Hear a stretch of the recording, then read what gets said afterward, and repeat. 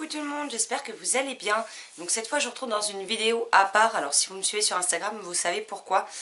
Mais en gros pour faire un bref topo, j'ai eu des petits soucis dernièrement, ce qui fait que je n'avais plus de logiciel de montage. Je n'ai pas pu préparer en amont la vidéo ou vous sortir de mode cocooning parce que j'ai perdu du contenu. Donc tout simplement pour que la vidéo du challenge arrive à temps, bah, je vais la faire à part d'un mode cocooning. Et les prochains vous les aurez dans les modes cocooning comme c'était... comme je l'avais dit en début d'année tout simplement. Donc cette fois pour le challenge du printemps j'ai fait une petite modification dans le sens où je n'ai pas fait de menu à proprement parler. Vous allez avoir 24 catégories et 20 bonus. Avec ces 24 catégories et ces 20 bonus, vous en prenez autant que vous voulez dans chaque catégorie. Si vous voulez en prendre que 2 d'un, 0 dans l'autre, 3 dans un, 5 dans l'autre, tous, allez-y. Je vous donne les catégories et les bonus et après vous piochez ce que vous avez envie pour vous faire votre propre challenge du printemps.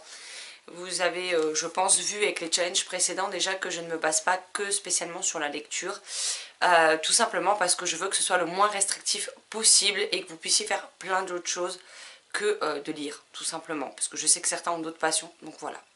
Donc on commence tout de suite. Donc première catégorie, tout en fleurs et en couleurs. Lire un livre avec une couverture fleurie ou colorée, ou alors qui contient des illustrations fleuries ou colorées. Donc ça peut aller du roman à l'album jeunesse, sachant que tous les types de livres sont compris.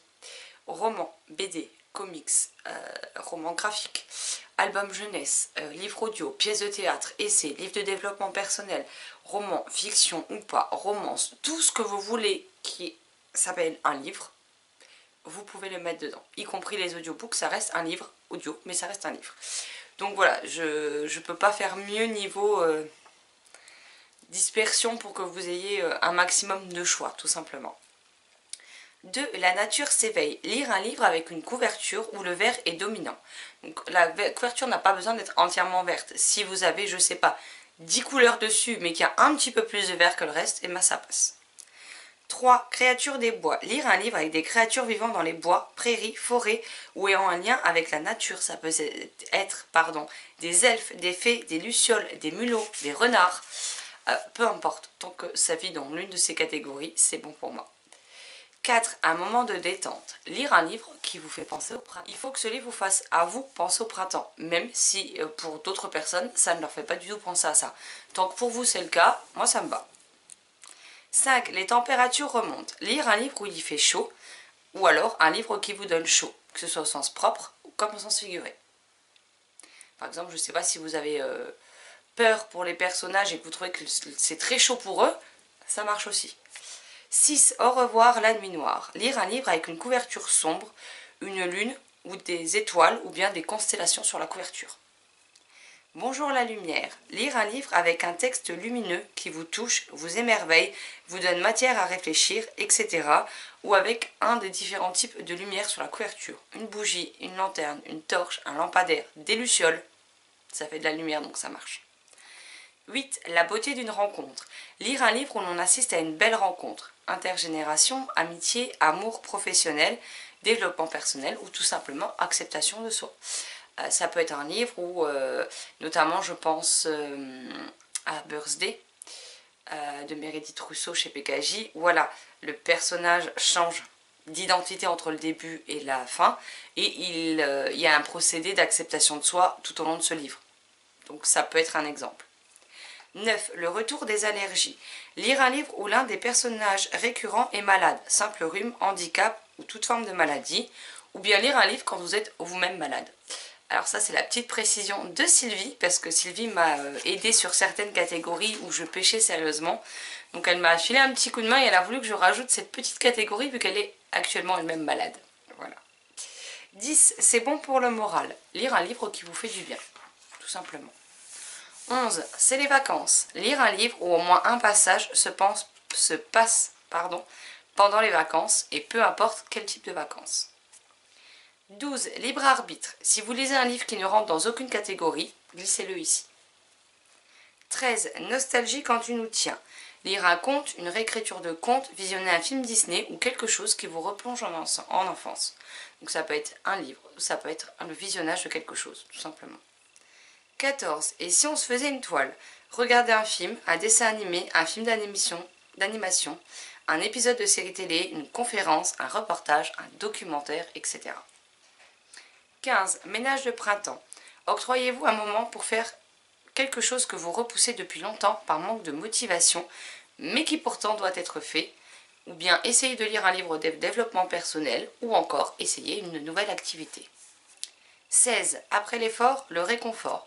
Prenez au moins 1 heure de votre temps pour faire quelque chose qui vous rend tout simplement heureux ou heureuse. 17. Une envie irrésistible. Achetez ou empruntez un livre qui vous fait terriblement envie et lisez-le dans la foulée. Donc quand je dis dans la foulée, c'est si vous avez un livre en cours et que vous voulez le terminer d'abord, ça marche, hein. C'est juste que ce sera votre prochaine lecture en tout cas. 18. Respirez le grand air. Sortir prendre l'air pour vous rendre en librairie, voir vos proches, vous promener. Sortez sur votre balcon, votre terrasse, dans votre jardin pour admirer un coucher de soleil, un ciel étoilé ou ce que vous voulez, mais allez prendre l'air. 19. Un air de liberté.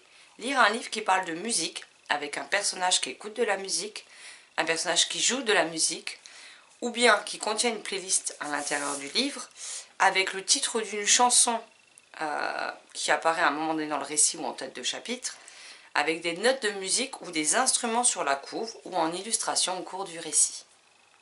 20. Les oiseaux chantent. Lire un graphique ou un album jeunesse avec au moins un animal présent dans l'histoire. 21. Les éléments se déchaînent. Lire un livre en rapport avec l'écologie ou faire un geste pour l'environnement dans la durée, ou bien créer ou acheter quelque chose de durable. Par exemple, je ne sais pas si vous avez décidé d'essayer les cotons à démaquiller en tissu au lieu des jetables, allez-y. Après des livres qui parlent d'écologie, je ne vous demande pas forcément de lire un essai ou un truc moralisateur ou barbant.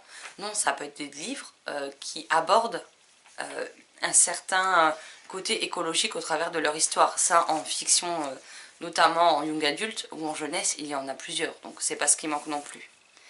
22. Encore un peu de patience. Quelle est la sortie littéraire que vous attendez le plus en 2022? Et si vous le souhaitez, n'hésitez pas à partager le ou les raisons. 23. Un peu de dépaysement. Lire un livre qui se passe à la montagne ou à la campagne. Et enfin, 24. Une histoire éternelle. Lire un livre féerique à vos yeux ou regarder quelque chose qui pour vous est féerique. Alors quand je dis regarder, ça peut être en admirant quelque chose dans la nature par exemple, tout comme en regardant quelque chose sur vos écrans. Libre à vous de l'interpréter comme vous le souhaitez. Donc ça c'était pour les premières 24 catégories. Donc comme je vous disais, il y en a que vous pouvez totalement laisser de côté et piocher que celles qui vous tentent vraiment, tout simplement. Le challenge commence le 1er mars et prendra fin le 31 mai. Pour 3 mois, et donc je le rappelle, mais tous les types de livres sont acceptés. Et maintenant dans les catégories bonus, je vais repartir un peu comme j'avais fait pour le challenge de l'automne, et j'ai pris des titres de livres et il faut lire un livre, voilà, j'ai trouvé des catégories en fonction du titre de livre, en fonction soit du titre, soit de ce qu'il m'évoque, soit de ce que l'histoire m'évoque, mais voilà. Après, libre à vous aussi d'en choisir plusieurs, ou pas du tout, ou toutes, c'est vous qui voyez. Donc on a les Wanderpickers. Lire un livre avec pour thématique centrale la famille. Après, il peut y avoir d'autres intrigues autour, il n'y a pas de souci, mais ça doit être la thématique principale. Lire un livre où les éléments ont une place à part entière, tornade, ouragan, séisme, pouvoir centré sur les éléments, etc. Prunelle, sorcière rebelle. Lire un livre qui parle de magie ou bien de sorcellerie. La pâtisserie Bliss, lire un livre où la nourriture a une place importante ou alors on a de la nourriture présente sur la couverture ou dans le titre. Les tisseurs de rêves, lire un livre imaginaire ou qui vous fait vous rêver. La place au soleil, lire un livre où l'on a des ados comme personnages principal. Birthday, lire un livre avec un personnage principal issu de la communauté LGBTQ+.